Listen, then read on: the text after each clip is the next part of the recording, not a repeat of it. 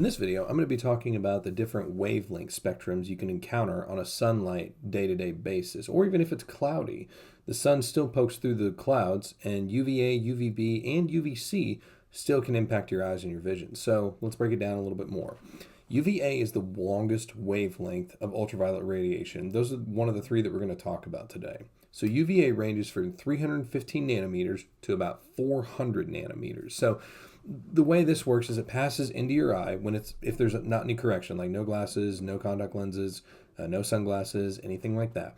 UVA enters your eye. It's going to go all the way back to the retina, the very back of your eye, and it can cause ultraviolet radiation damage over time. Now, this can result in sunlight damage. This can result in all kinds of things. Solar retinopathy. This can result in a bunch of stuff. But that's if you look directly at the sun. This is just about passing ultraviolet radiation through your eyes, basically. Over time, if that happens enough, it can lead to certain conditions like macular degeneration, retinal breakdown, degeneration, all kinds of different things, basically.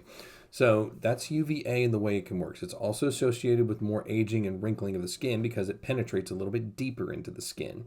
That's with all surfaces of the skin throughout the entire body. Next up is UVB. This ranges from about 280 nanometers to 315 nanometers.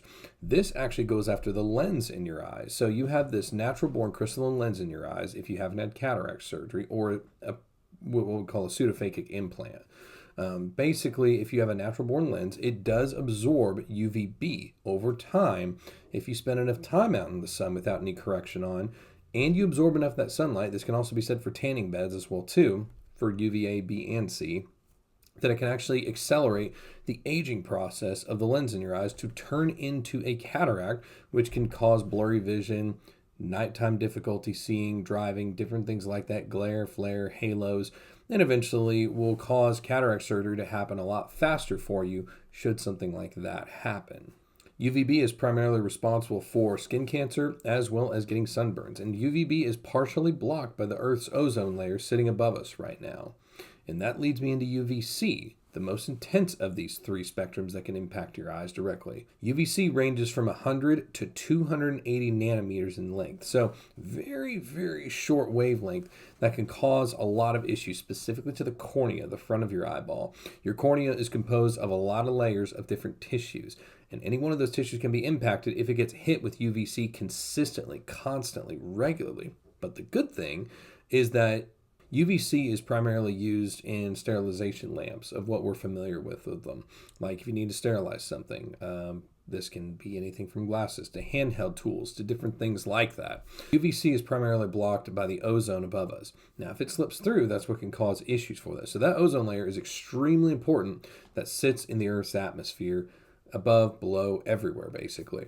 So helps filter out a lot of those harmful ultraviolet rays, and a lot of prescription lenses, sunglasses, and contact lenses are rated to block UVA and UVB. Not UVC so much because UVC doesn't make it through a lot of the ozone, but sometimes it can, and that's what we need to be aware of when it causes damage to the eyes, and what I see sometimes for exams and different things I see on people that have had some level of sunlight damage. Did they look at a solar eclipse without any proper eyewear protection?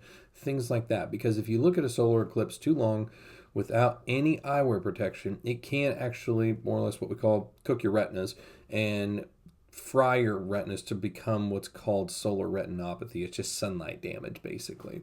But that's taking all forms of sunlight, and it's not just UVA, UVB, and UVC. You got everything from infrared to X-ray to gamma to all kinds of stuff that's coming out of the sun, basically.